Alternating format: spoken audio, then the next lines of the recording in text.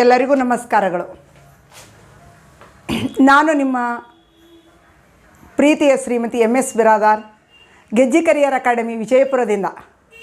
ಪ್ರೀತಿಯ ವಿದ್ಯಾರ್ಥಿಗಳೇ, ಈಗಾಗಲೇ ನಾವು 5ನೇ ತಾರೀಕಿಗೆ ಆಫ್ಲೈನ್ ಕ್ಲಾಸ್ಗಳನ್ನು ಪ್ರಾರಂಭ ಮಾಡಲು ನಿರ್ಧರಿಸಿದ್ದೇವೆ. ಸುಮಾರು ವಿದ್ಯಾರ್ಥಿಗಳು ನಮ್ಮ ಆಫೀಸಿಗೆ ಬಂದು ಅಡ್ಮಿಷನನ್ನು ಪಡೆದಿದ್ದಾರೆ. ಇನ್ನು ಕೇವಲ ಬಹಳಷ್ಟು ಕಡಿಮೆ ಸೀಟ್ಗಳು ನಮ್ಮಲ್ಲಿರುವುದರಿಂದ ತಾವು ಕೂಡ ಆದಷ್ಟು ಬೇಗ ಬಂದು ಅಡ್ಮಿಷನ್ ಮಾಡಿಸಿಕೊಳ್ಳಬೇಕು ಎಂದು ತಮ್ಮಲ್ಲಿ ವಿನಂತಿಸುತ್ತೇವೆ. ನೀವು ಅಡ್ಮಿಷನ್ ಮಾಡಿಸಿಕೊಳ್ಳಬೇಕು ಎಂದರೆ ಫೋನ್ ಮೂಲಕ ಕೂಡ ಮಾಡಿಸಿಕೊಳ್ಳಬಹುದು. ಅದಕ್ಕಾಗಿಯೇ ಉತ್ತಮ ಮಾಹಿತಿ ಕೊಡಲು ನಮ್ಮ ಮ್ಯಾನೇಜರ್ ಮೋದಿಯವರ ನಂಬರ್ 9606656226. ನೀವು ಯಾವಾಗಲೂ ಅವರನ್ನು ಸಂಪರ್ಕಿಸಬಹುದು. ಇದರೊಂದಿಗೆ ನಾವು KS, PSI ಮತ್ತು PC ಈ 2 ಬ್ಯಾಚ್ಗಳನ್ನು 5/8/2021 ಬೆಳಿಗ್ಗೆ ಎಂದಿನಂತೆ ನಮ್ಮ ಪ್ರಾರಂಭೋತ್ಸವದೊಂದಿಗೆ ಪ್ರಾರಂಭವಾಗುತ್ತದೆ. ನೀವು ಬನ್ನಿ, ನಿಮ್ಮ ಸ್ನೇಹಿತರನ್ನು ಕರೆತನ್ನಿ. ಕನಸು ನಿಮ್ಮದು, ನಿಮ್ಮ ಕನಸನ್ನು ನನಸಾಗಿಸುವ ವೇದಿಕೆ ನಮ್ಮದು. ಈ ವೇದಿಕೆಗೆ ನಿಮ್ಮನ್ನು ಮುಕ್ತ ಮನಸ್ಸಿನಿಂದ ಹೃದಯಪೂರ್ವಕವಾಗಿ ಆಹ್ವಾನಿಸುತ್ತಿದ್ದೇನೆ. ವಿದ್ಯಾರ್ಥಿಗಳೇ, ನಿನ್ನೆ ನಿಮ್ಮ 100 ಗುರುಪೂರ್ಣಿಮೆ ಶುಭಾಶಯಗಳಿಗೆ ಮನಸ್ಸು ಸಂತುಷ್ಟಗೊಂಡಿದೆ. ಮ್ಯಾಮ್, TET ಕ್ಲಾಸಸ್ ನೀವು ಮತ್ತೆ ಮಾಡಿಲ್ಲ ಎಂಬ ಆಪಾದನೆಯೊಂದಿಗೆ ನನ್ನನ್ನೇ ಜೋರು ಮಾಡಿ ಬೈದಂತೆ ಎಷ್ಟು ಜನ ಹೇಳಿದ್ರಿ. ಅದಕ್ಕಾಗಿಯೇ TETಯ 1 ಅಧ್ಯಾಯದೊಂದಿಗೆ ಕ್ಲಾಸಿಗೆ ಬಂದಿದ್ದೇನೆ. All of you heartily welcome to my TET classes for second language English.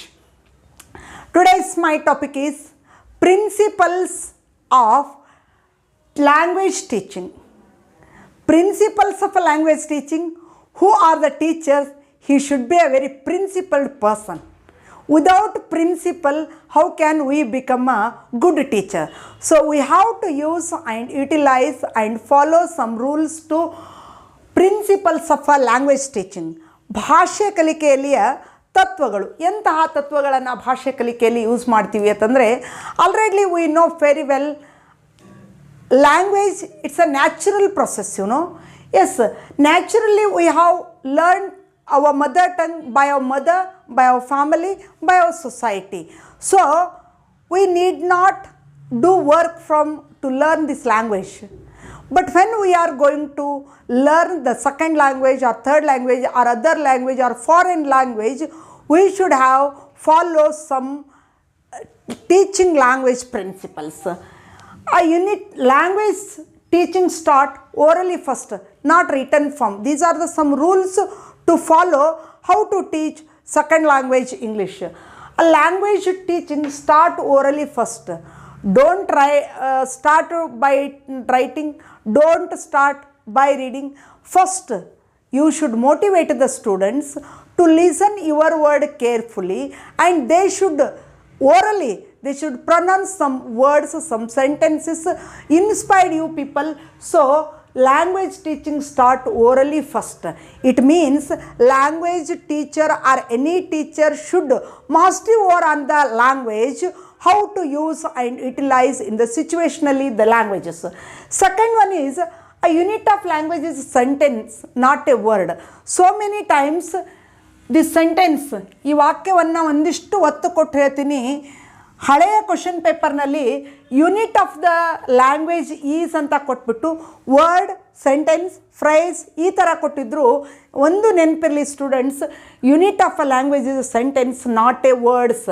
Not a words, yes, carefully listen. Not a words, ಶಬ್ದಗಳು ಅಲ್ಲ. ಒಂದು ಭಾಷೆಯ ಒಂದು ಯೂನಿಟ್, ಅದರ ಚಿಕ್ಕ ಭಾಗ ಯಾವುದು ಅಂತಂದರೆ sentence. We use words so many times. A group of words gives a complete meaning, is called a sentence. Without meaning, how can we use the language? So a unit of language is a sentence.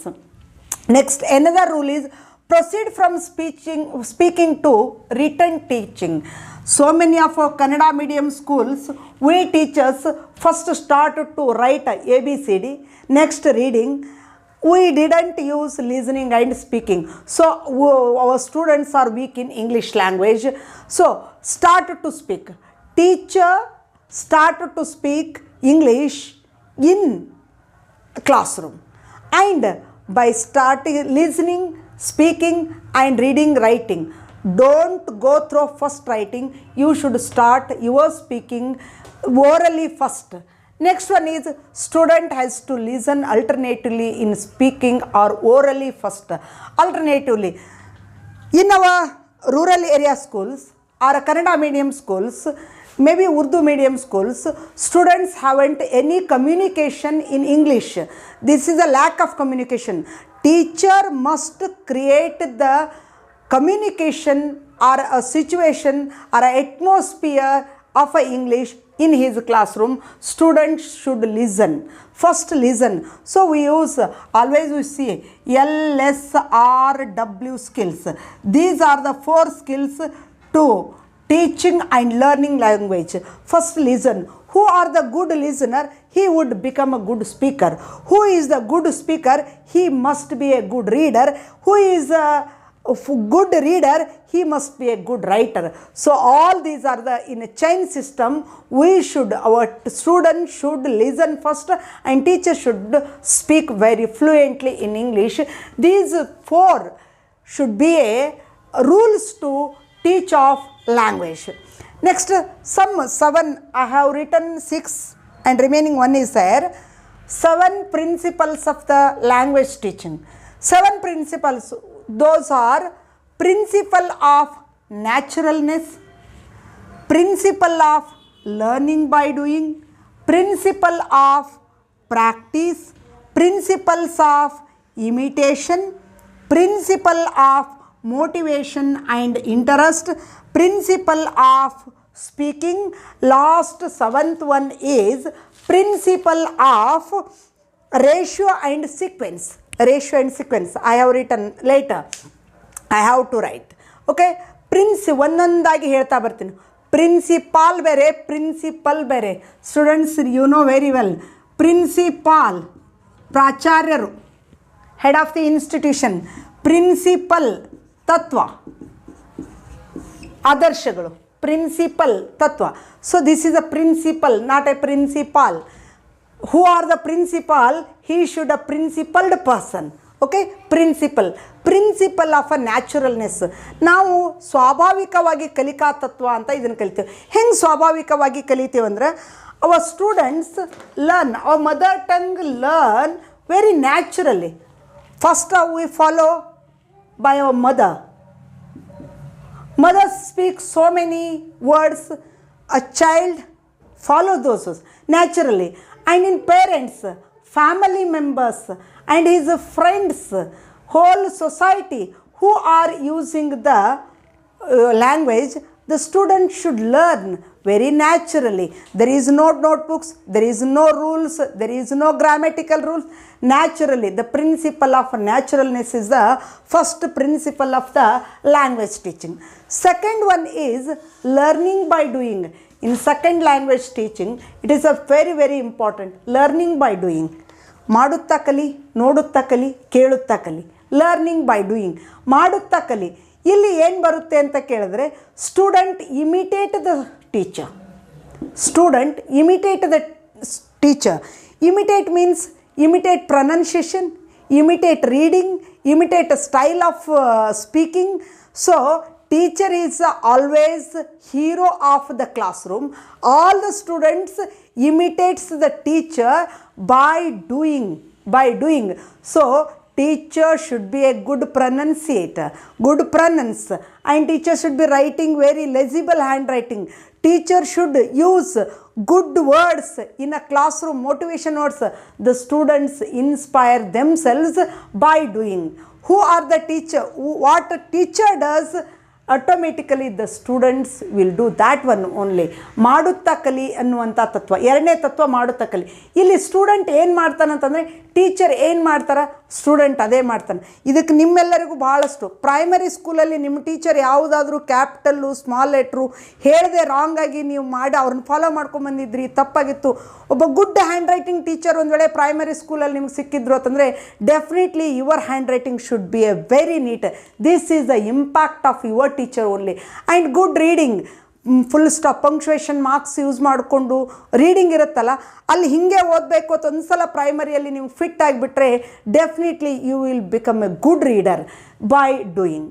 First teacher read very impressionistically, student will follow it. Students, you know very well, nowadays the students are follow the styles of the teachers, not only teaching, by learning, by doing all styles of hairstyles, dressing manners, speaking manners, all these are the students follow by imitating, learning by doing. Third one is principle of practice.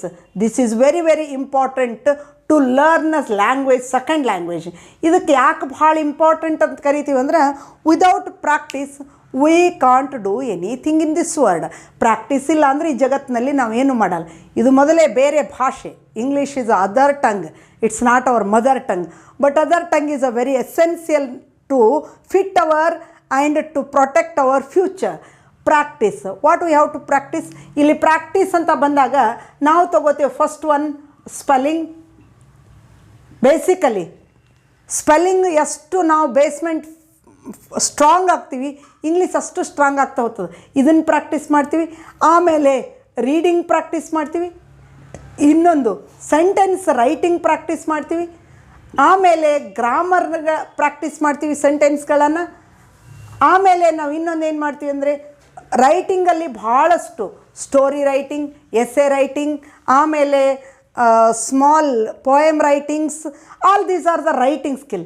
Reading is it's a wonderful.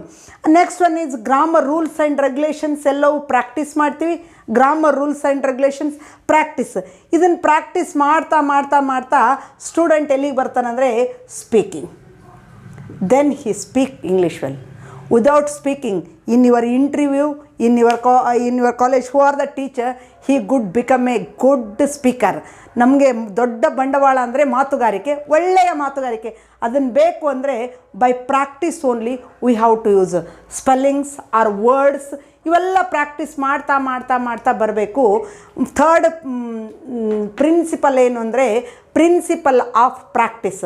ರೂಢಿಗತವಾಗಿ ನಾವು ಭಾಷೆಯನ್ನು ಕಲಿತಾ ಹೋಗ್ತೀವಿ. ಈ ರೂಢಿಗತ ಮಾಡುವುದರಲ್ಲಿ ಒಂಚೂರು ಕಡಿಮೆ ಆಯಿತು ಅಂದರೆ ಇಂಗ್ಲೀಷ್ ತುಂಬ ಕಷ್ಟ ಆಗಿ ನಿಲ್ತದೆ. ಇವತ್ತು ಭಾಳ ಜನರಿಗೆ ಇಂಗ್ಲೀಷ್ ಕಷ್ಟ ಆದದ್ದಕ್ಕೆ ಕಾರಣ ಏನು ಅಂತಂದರೆ, this is a lack of practice. Lack of practice. You didn't do the by heart spellings, you didn't do the grammatical exercise, you didn't do any works, you didn't make. ಅವು ಯಾವ ಮಾಡೇ ಇಲ್ಲ. ಮಾಡದೇ ಇರೋದಕ್ಕೆ ಒಂಚೂರು ಇಂಗ್ಲೀಷ್ ಕಷ್ಟ ಆಗ್ತದೆ. ಲ್ಯಾಂಗ್ವೇಜ್ ಟೀಚಿಂಗಲ್ಲಿ practice is a very very important. Every day teacher should write some glossary or difficult words on the blackboard. Because of blackboard or whiteboard nowadays, because of by practice to learn or teach languages. Fourth one is principle of imitation. Practice and imitation is the two faces of the same coin. Without imitation we don't make a practice. Imitate ಅಂದರೆ ಅನುಕರಣೆ ಮಾಡೋದು. ಅನುಕರಣಾ ತತ್ವ ಅಂತ ಕಲಿತೇವೆ. ಈ ಕಲಿಕೆಯಲ್ಲಿ ಮಗು ಹೇಗೆ ಅನುಕರಣೆ ಮಾಡ್ತದೆ ಅಂತಂದರೆ, ಪ್ರತಿ ಮಗುವಿನ ಕಲಿಕಾವಧಿ, ಮಗು ಮೊಟ್ಟ ಮೊದಲನೇದಾಗಿ ಅಮ್ಮನನ್ನು ಅನುಕರಣೆ ಮಾಡ್ತದೆ, ಅಪ್ಪನನ್ನು ಅನುಕರಣೆ ಮಾಡ್ತದೆ, ಕುಟುಂಬದವ್ರನ್ನ ಅನುಕರಣೆ, ಇವ್ರು ಬಿಟ್ಟರೆ ನೆಕ್ಸ್ಟ್ ಮಗು ಅನುಕರಣೆ ಮಾಡೋದು ಶಿಕ್ಷಕರನ್ನು. ಈ ಅನುಕರಣಾ ತತ್ವ ಬಂದಾಗ teacher should carefully use his words, his a language very well. ನಾವು ಮಕ್ಕಳಲ್ಲಿ ಸಂಸ್ಕಾರವನ್ನು ಕಲಿಸ್ಬೇಕಾದ್ರೆ we should use a good language in our classroom and good words in our classroom. ಇಲ್ಲಿ ಇಮಿಟೇಟ್ ಮಾಡ್ತಾ ಹೋಗ್ತದೆ ಒಂದು ಬೈ ಚಾನ್ ಪ್ರೊನೌನ್ಸಿಯೇಷನ್. ನಾನು class ರೂಮಲ್ಲಿ ಹೋಗ್ಬಿಟ್ಟು ಎಕ್ಸಾಮಿನೇಷನ್ ಅಂದರೆ ಮಗು ಎಕ್ಸಾಮಿನೇಷನ್ ಅಂತ ಕರೆಕ್ಟ್ ಪ್ರೊನೌನ್ಸಿಯೇಷನ್ ಮಾಡ್ತಾರೆ. ಎಕ್ಸಾಮಿನೇಷನ್ ಅಂತ ತಪ್ಪಾಗಿ ನಾನು ಪ್ರೊನೌನ್ಸ್ ಮಾಡಿದ್ರೆ ನನ್ನ ಸ್ಟೂಡೆಂಟ್ಸು ಕೂಡ ಅದನ್ನೇ ಪ್ರೊನೌನ್ಸ್ ಮಾಡ್ತಾರೆ. ಇದನ್ನು imitation, practice, learning by doing, naturalness, all these are the by practice imitating. So when we are make the imitating by giving silent reading and loud reading, ನಮ್ಮದ್ರಲ್ಲಿ ಬರುತ್ತಲ್ಲ ತತ್ವ. ಮೊದಲು ಟೀಚರ್ ಮಾಡೆಲ್ ರೀಡಿಂಗ್ ಕೊಡ್ತಾರೆ, ಹಿಂಗೆ ಓದಬೇಕು ಅಂತ ಹೇಳ್ತಾ ಹೋಗ್ತಾರೆ, ದಟ್ ಈಸ್ ಮಾಡೆಲ್ ರೀಡಿಂಗ್. ಮಕ್ಕಳಿಗೆ ಓದಲಿಕ್ಕೆ ಟೈಮ್ ಕೊಡ್ತಾರೆ, silent reading, all these R imitate. ಮಗು ಮನಸ್ಸಲ್ಲೇ ಓದ್ತದೆ, ಟೀಚರ್ ಹೆಂಗೆ ಓದಾರ ಅದನ್ನೇ ರಿಮೈಂಡ್ ಮಾಡ್ತಾ ಹೋಗುತ್ತೆ. ಆಮೇಲೆ ಮಗು ಕಡೆಯಿಂದ ಓದಿಸ್ತಾರೆ, ಅದು ಲೌಡ್ ರೀಡಿಂಗ್. ಈ ಎಲ್ಲ ರೀಡಿಂಗ್ ಸ್ಕಿಲ್ಗಳನ್ನು ಕ್ಲಾಸ್ ರೂಮಲ್ಲಿ ಯಾವುದರ ಮೂಲಕ ಬರುತ್ತೆ ಅಂದರೆ principle of imitation. Without imitation the student didn't learn anything. A teaching language is principle of imitation. Fourth one is. Fifth one is principle of motivation and interest. Motivation and interest, these are the seed of the what you call ಏನು ಮೊಳಕೆ ಇದ್ದಂತೆ. ಒಂದು ಬೀಜದಲ್ಲಿ ಮೊಳಕೆ ಹೊಡೆಯುವ ತಾಕತ್ತಿಲ್ಲ ಅಂತಂದರೆ ಬೀಜ ಮೊಳಕೆ ಆಗಲ್ಲ ಅನ್ನೋ ಥರ ಮೋಟಿವೇಶನ್. ಒಬ್ಬ ಶಿಕ್ಷಕ ಕ್ಲಾಸ್ ರೂಮಿಗೆ ಬಂದು ನಿಂತರೆ ಅದ್ಭುತ ಮೋಟಿವೇಶನ್ ಮಾಡುವಂತಿರಬೇಕು. ಮಕ್ಕಳಲ್ಲಿ ಕಲಿಯುವಂಥ ಹುಮ್ಮಸ್ಸು ಬಡಿದೆಬ್ಬಿಸಬೇಕು. ಆ ಮೋಟಿವೇಶನ್ ಇಲ್ಲ ಅಂದರೆ ಕ್ಲಾಸು ಸಪ್ಪೆಯಾಗಿರ್ತದೆ. ಮೋಟಿವೇಶನ್ ಇಲ್ಲ ಅಂದರೆ ಅಲ್ಲಿ ಇಂಟ್ರೆಸ್ಟೇ ಕ್ರಿಯೇಟ್ ಆಗಲ್ಲ. ಮೋಟಿವೇಶನ್ ಮಾಡದೇ ಇದ್ದರೆ ಮಗು ಈ ಕಲಿಕಾ ಪ್ರಿಯೆಗೆ ತನ್ನನ್ನು ತಾನು ತೊಡಗಿಸಿಕೊಳ್ಳೋದಿಲ್ಲ. ಆವಾಗ ನಮ್ಮ ಲರ್ನಿಂಗ್ ಇದೆಲ್ಲ ಏನು ಭಾಷಾ ಕಲಿಕೆಗೆ ಹೋಗ್ತೀವಲ್ಲ ಅದೆಲ್ಲವೂ ವೇಸ್ಟ್ ಆಗುತ್ತೆ. Just students make the home works forcefully, that's all. ಮತ್ತು ಅದು ಲ್ಯಾಂಗ್ವೇಜ್ ಟೀಚಿಂಗ್ ಬರೋದೇ ಇಲ್ಲ. ಈ motivation is a very very important because of without motivation we can't reach our goal, our objectives. ನಾವು ಅದ್ಭುತವಾಗಿ ಮೋಟಿವೇಶನ್ ಮಾಡದೇ ಇದ್ದರೆ ಮಗುವಿಗೆ ಕಲಿಕಾ ಪ್ರಕ್ರಿಯೆಯಲ್ಲಿ ತೊಡಗಿಸ್ಲಿಕ್ಕಾಗಲ್ಲ. ಮಗು ಅಂದರೆ ಅರಳುವ ಹೂ ಇದ್ದಂತೆ. ಆ ಅರಳುವ ಹೂವನ್ನು ಬೈ ಫೋರ್ಸಾಗಿ ನಾವು ಕೈಯಿಂದ ಹೂ ಅರಳಿಸ್ಬಿಟ್ರೆ ಹೂ ಬಾಡುತ್ತೆ. ಈ ಕಲಿಕಾ ಪ್ರಕ್ರಿಯೆಯಲ್ಲಿ ಹೇಗಿರಬೇಕಂದ್ರೆ ಹೂ ತನ್ನಿಂದ ತಾನೇ ನ್ಯಾಚುರಲ್ ಆಗಿ ಅರಳ್ತಾ ಹೋಗಬೇಕು. ಹಂಗೆ ಆ ನ್ಯಾಚುರಲ್ ಆಗಿ ಅರಳಬೇಕು ಅಂದರೆ ಈ ಪ್ರಕೃತಿ ಪರಿಸರ ಹೂವಿಗೆ ಎಷ್ಟು ಸಪೋರ್ಟ್ ಮಾಡ್ತಲ್ಲ, teacher motivation is like that. The students flow is fragrance, flow is a fragrance by learning himself. It should be a create. ಒಂದು ಸಣ್ಣ ಕಿಡಿ ಶಿಕ್ಷಕರು ಮಗುವಿನ ಎದೆಯಲ್ಲಿ ಹಚ್ಚಿ ಬಿಡಬೇಕು by doing some motivational words, by giving the story telling, by giving so many incidental real stories, and by giving some to motivate the students some project work. Student become himself very enthusiastically ask so many questions and interest. Motivation and interest is two faces of the same coin, two fields of the same coin, because without motivation we can't create the interest. Without interest, how can we teach and learn? Teaching and learning process is the two. It should be a transformation of the every child. Not only change, ನಾನು ಇಲ್ಲಿ ಪದ ಬಳಸಿದ್ದು transformation. ಮಗುವಿನಲ್ಲಿಯ ರೂಪಾಂತರ ಬರಲಿಕ್ಕೆ ಕೇವಲ ಬದಲಾವಣೆಯಲ್ಲ, ಬದಲಾವಣೆ ಪ್ರಕೃತಿಯ ನಿಯಮ. ಪ್ರಕೃತಿ ತನ್ನಿಂದ ತಾನೇ ಮಗುವನ್ನು ಬದಲಾಯಿಸ್ತದೆ.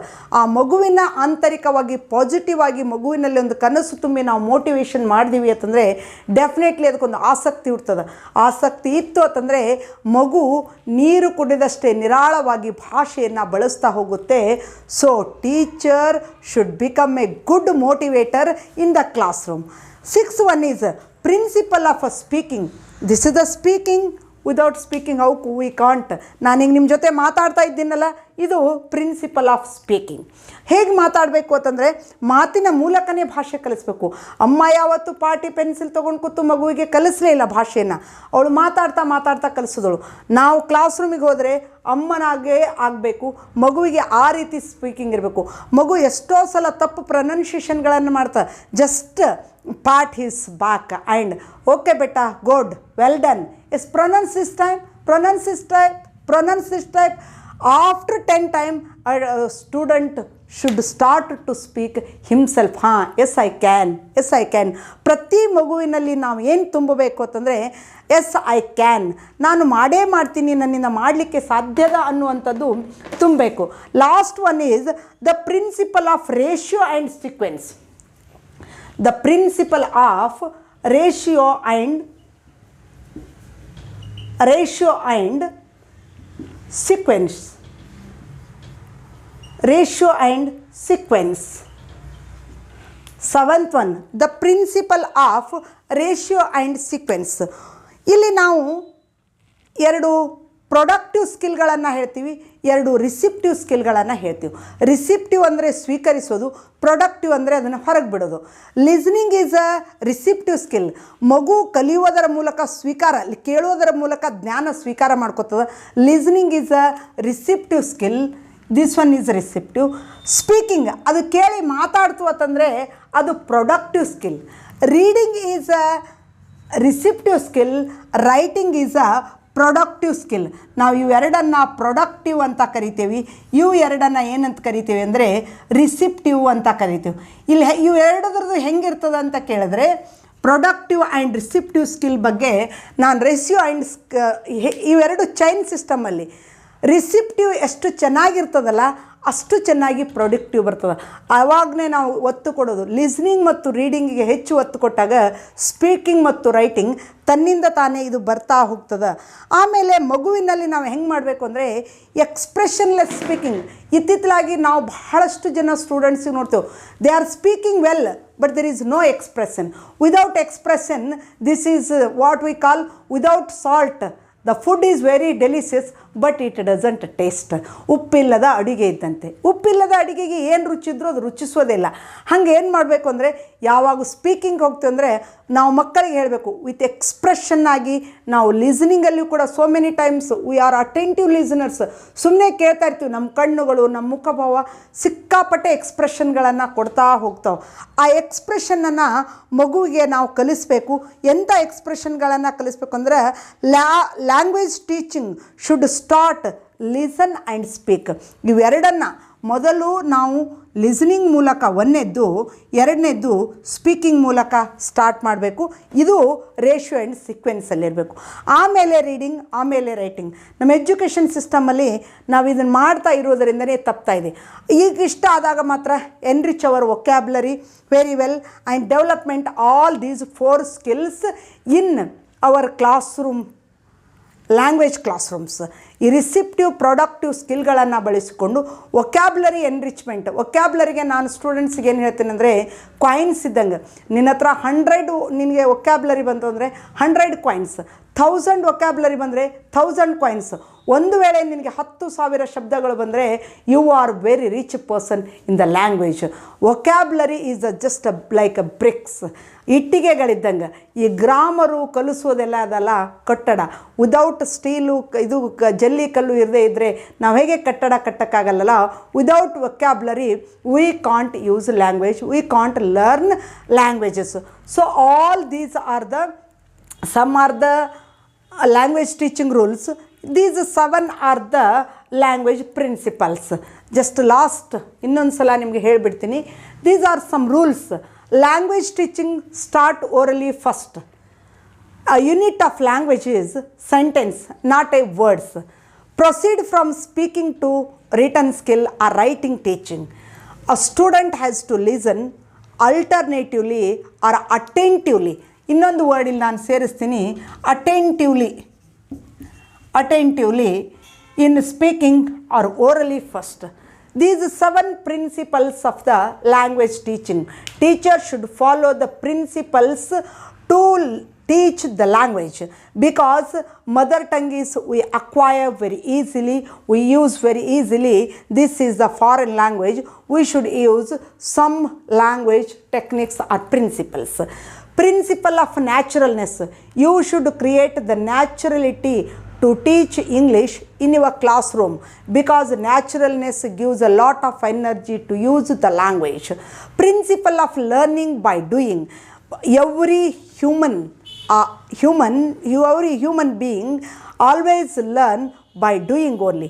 Third one is principle of practice. Without practice there is no teaching learning process. Every teacher should practice for his class. Every teacher is a first and foremost student of the classroom. He should himself realize, because ನಾವೆಲ್ಲ ಸರ್ವಜ್ಞ ನನಗೆಲ್ಲ ಬರ್ತಂತ ಯಾವತ್ತಿಗೂ class ರೂಮಿಗೆ ಹೋಗಬಾರ್ದು. Practice ಇಟ್ಕೊಂಡು ಅದನ್ನೇನು ಮಾಡಬೇಕು ಅಂದ್ರೆ ಒಂದು ನಮ್ಮದೇ ಆದ ವಿಧಾನವನ್ನು ಇಟ್ಕೊಂಡು ಆ ಮಗುವಿಗೆ ಕಲಿಸ್ಬೇಕಾದ್ರೆ ನಾಳೆ ದಿನ ಕ್ಲಾಸ್ ಇದೆ ಅಂದರೆ ಇವತ್ತಿನ ದಿನ ಒಂದು ತಯಾರಿ ಇಲ್ಲದೆ ನಾವು ಹೋಗಬಾರ್ದು. ನಾನು ಒಳ್ಳೆಯ ಪ್ರಾಕ್ಟೀಸ್ನರ್ ಇದ್ದೆ ಅಂತಂದರೆ ನನ್ನ ಮಕ್ಕಳಿಗೂ ಒಳ್ಳೆ ಪ್ರಾಕ್ಟೀಸ್ ಮಾಡಿಸ್ಬೋದು. Principle of imitation. ಪ್ರತಿಯೊಂದು ಮಾನವ ಮಗು ಕೂಡ ಅಥವಾ ಪ್ರಾಣಿ, ಯಾವುದೇ ಪ್ರಾಣಿ ಇಮಿಟೇಟ್ ಮೂಲಕ ಕಲಿಯುತ್ತೆ. ಈ ಇಮಿಟೇಷನ್ ಅಂದಾಗ ಶಿಕ್ಷಕರು ಮೊದಲನೇದು good listener, good speaker, good reader as well as A good writer. These 4 skills should develop in our children, among our children. So teacher should become a very good. So principle of imitation. Principle of motivation and interest. ನನಗನ್ಸುತ್ತೆ ಇದೇ principal ಮೊದಲಿರಬೇಕು. ಇದು ನಾವು sequence ಪ್ರಕಾರ 5-6 ತಂದೆವು. Class ರೂಮಿಗೆ ಹೋದ ತಕ್ಷಣ ಮೊದಲು ಮಗುವಿಗೆ ಲ್ಯಾಂಗ್ವೇಜ್ ಭಾಷೆ ಕಲೀಲಿಕ್ಕೆ ಮೋಟಿವೇಶನ್ ಮಾಡಬೇಕು. ನಿಮ್ಕಿನ ಮುಂಚೆನೇ ಅವನೇ ಇಂಗ್ಲೀಷ್ ಪದಗಳನ್ನು ಬಳಸ್ತಾ ಹೋಗಬೇಕು, ವಾಕ್ಯಗಳನ್ನು ಬಳಸ್ತಾ ಹೋಗಬೇಕು. ಆ ಮಗುವಿನಲ್ಲಿ ಅಂಥ ಒಂದು ಇಂಟ್ರೆಸ್ಟ್ ಕ್ರಿಯೇಟ್ ಮಾಡಬೇಕು. ಇಂಟ್ರೆಸ್ಟ್ ಮೋಟಿವೇಶನ್ ಆಯಿತು ಅಂದರೆ ಇಂಟ್ರೆಸ್ಟ್ ಕ್ರಿಯೇಟ್ ಆಗ್ತದೆ. ಇಂಟ್ರೆಸ್ಟ್ ಬತ್ತು ಅಂದರೆ ಮಗು ಭಾರಿ ಎಂದೂಸಿಯಾಸ್ಟಿಕಲಿ ಖುಷಿಯಿಂದ ಕಲಿತದೆ. ಕಲಿಕಾ ಪ್ರಕ್ರಿಯೆ ಯಾವತ್ತಿಗೂ ಭಾರವಾಗಬಾರದು. ಖುಷಿಯಿಂದ ಕಲಿತ ಕಲಿಕೆ ಭಾಳಷ್ಟು ದಿವಸದವರೆಗೆ ಇರುತ್ತದೆ. 6th one is principle of speaking. ಮಾತನಾಡುವ ತತ್ವವನ್ನು ನಾವು ಮಗುವಿನಲ್ಲಿ ಭಾಳ ಬಳಸಬೇಕು. ಅವನಿಗೆ ಏನು ಹೇಳಬೇಕು ಅಂತಂದರೆ ಥಿಂಕ್ ಇನ್ ಇಂಗ್ಲೀಷ್. ನಾನು ಭಾಳಷ್ಟು ನನ್ನ ಸ್ಟೂಡೆಂಟ್ಸ್ಗೆ ಹೇಳ್ತೀನಿ, ma'am how can we make a translate, how can we use English. Yes ಬೇಟಾ, ಥಿಂಕ್ ಇನ್ ಇಂಗ್ಲೀಷ್. ನಿನಗೆ ಬರುವ ಐಡಿಯಾಸ್ಗಳನ್ನೆಲ್ಲ ನಿನ್ನ ಮೆದುಳಿನಲ್ಲಿ ಥಿಂಕ್ ಮಾಡ್ತಾ ಹೋಗು. ನಮ್ಮ ಮೆದುಳಿಗೆ ಭಗವಂತ ಭಾಳ ಅದ್ಭುತ ಶಕ್ತಿ ಕೊಟ್ಟಿದ್ದಾನೆ.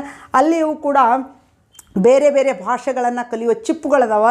ಚಲೋ ಕಲಿಬೇಕು ಅಂತಂದರೆ ಭಾಳಷ್ಟು ಚೆನ್ನಾಗಿ ಆ ಭಾಷೆಯನ್ನು ಮಾತನಾಡೋದು ಕಲಿಬೇಕು. Last one is the principle of ratio and sequence. ಹೆಂಗಿರಬೇಕು ಅಂತಂದರೆ, ನಾವು ಇದನ್ನು ಕ್ಲಾಸ್ ರೂಮ್ಗಳಲ್ಲಿ ತಪ್ತಾ ಇದ್ದೀವಿ. LSRW ಸ್ಕಿಲ್ ಬೆಳೆಸಬೇಕು ಅಂತಂದರೆ ಮೊದಲು listening. Student should become a good listener and he would become a good speaker. And reading, writing. Listening and reading is a receptive skill. Speaking and writing is a productive skill. Good friends, students, ನನಗನ್ನಿಸಿದ ಮಟ್ಟಿಗೆ ಈ topic ಮೇಲೆ, principle of language teaching ಮೇಲೆ ನಿಮ್ಮ TET examination old question ಪೇಪರ್ಗಳನ್ನು ನೋಡ್ತಾ ಹೋದಾಗ 1ರಿಂದ 2 ಪ್ರಶ್ನೆ ಖಚಿತವಾಗಿವೆ. ಇದನ್ನು ನೀವು ನೀಟಾಗಿ ಸ್ಟಡಿ ಮಾಡಿದ್ರೆ ಆ 2 ಅಂಕಗಳನ್ನು ನೀವು ಪಡೀಬೋದು. ಇದು ನನ್ನ 3ನೇ TET ಕ್ಲಾಸ್. ಸೊ ನೀವು ಏನು ಮಾಡಬೇಕು ಅಂತಂದರೆ, ಇದರ ಮೇಲೆ ಇರ್ತಕ್ಕಂಥ ಪ್ರಶ್ನೆಗಳನ್ನು ಬಿಡಿಸಿ, ನಿಮ್ಗೆ ಆ ಪ್ರಶ್ನೆಗಳು ಯಾವುದಾದ್ರೂ ಟಫ್ ಅನಿಸಿದ್ರೆ ಆ ಪ್ರಶ್ನೆಗಳನ್ನು ನೀವು ನಮ್ಮ ಪರ್ಸ್ನಲ್ ನಂಬರ್ಗೆ ವಾಟ್ಸಪ್ ಮೂಲಕ ಕಳಿಸಿದರೆ ನಾನು ಬಿಡಿಸ್ತೀನಿ. ನೆಕ್ಸ್ಟ್ ಕ್ಲಾಸಲ್ಲಿ ಈ ಪ್ರಶ್ನೆಗಳನ್ನು ಕೂಡ ಡಿಸ್ಕಷನ್ ಮಾಡ್ತೀನಿ. ನೀವು ಗೆಜ್ಜಿ ಕರಿಯರ್ ಅಕಾಡೆಮಿಯ ನಮ್ಮ ಯೂಟ್ಯೂಬ್ ಚಾನಲ್ಗೆ ಈಗಾಗಲೇ 20,000 ಜನ ಸಬ್ಸ್ಕ್ರೈಬ್ ಆದದ್ದನ್ನು ನೋಡಿದರೆ, ನಾವು ನಮ್ಮದೇ ಗಾಳಿಯನ್ನು ನಿಮ್ಮತ್ತ ಬೀಸಿ ಕರ್ನಾಟಕದಾದ್ಯಂತ ಪಸರಿಸುತ್ತೇವೆ ಎಂಬ ಸಂಭ್ರಮ, ಖುಷಿ ನಮ್ಮಲ್ಲಿ ಮನೆ ಮಾಡಿದೆ. ಅತಿ ಕಡಿಮೆ ಅವಧಿಯಲ್ಲಿ ಹೆಚ್ಚು ಜನರನ್ನು ತಲುಪಿದಂಥ ಒಂದು ಯೂಟ್ಯೂಬ್ ಚಾನಲ್ ಕರ್ನಾಟಕದಲ್ಲಿದ್ದರೆ ಅದು ನಮ್ಮದೇ ಚಾನಲ್ ಎಂದು ಹೇಳಿಕೊಳ್ಳಲು ತುಂಬ ಹೆಮ್ಮೆ ಎನಿಸುತ್ತದೆ. ನಿಮ್ಮ ಈ ಪ್ರೀತಿ, ನಿಮ್ಮ ಸಹಕಾರ, ನಿಮ್ಮ ಪ್ರೋತ್ಸಾಹಕ್ಕೆ ನಾವು ಋಣಿಯಾಗಿದ್ದೇವೆ. ನಮ್ಮ ಆಫ್ಲೈನ್ ಕ್ಲಾಸ್ಗಳು ಪ್ರಾರಂಭವಾಗುತ್ತವೆ, ಆನ್ಲೈನ್ಗಳಲ್ಲಿಯೂ ಕೂಡ ಕ್ಲಾಸ್ಗಳು ನಡೆಯುತ್ತವೆ. ನೀವು ಗೆಜ್ಜಿ ಕರಿಯರ್ ಅಕಾಡೆಮಿಗೆ ಸಬ್ಸ್ಕ್ರೈಬ್ ಆಗಿ. ಡಿಸ್ಕ್ರಿಪ್ಷನ್ ಬಾಕ್ಸ್ನಲ್ಲಿ ನಮ್ಮದೊಂದು ಟೆಲಿಗ್ರಾಮ್ ಗ್ರೂಪಿನ ಲಿಂಕ್ ಇದೆ. ಟೆಲಿಗ್ರಾಮ್ ಗ್ರೂಪನ್ನು ಸೇರಿಕೊಳ್ಳಿ. ಇನ್ನೇ ಮುಂದೆ ಬರುವ ಕ್ವಿಜ್ ಬೋಟ್ಗಳನ್ನು, TET ಸಲುವಾಗಿಯೂ ಕೂಡ ಕ್ವಿಜ್ ಬೋಟ್ಗಳನ್ನು ಮಾಡುವಂತಹ ಒಂದು ಯೋಜನೆಯನ್ನು ಹೊಂದಿದ್ದೇವೆ. ನಿಮ್ಮೆಲ್ಲರಿಗೂ ಅನುಕೂಲ ಮಾಡಿಕೊಟ್ಟು ನಿಮ್ಮ ಕನಸು ನನಸಾಗಿಸುವುದೇ ನಮ್ಮ ಗುರಿಯಾಗಿದೆ. ನಮ್ಮ ಗುರಿಗೆ ನೀವು ಕೂಡ ಸಹಕಾರ ನೀಡಿದ್ದಕ್ಕೆ ನಿಮ್ಮೆಲ್ಲರಿಗೂ ಧನ್ಯವಾದಗಳು. ಮತ್ತೊಮ್ಮೆ ನಮಸ್ಕಾರ.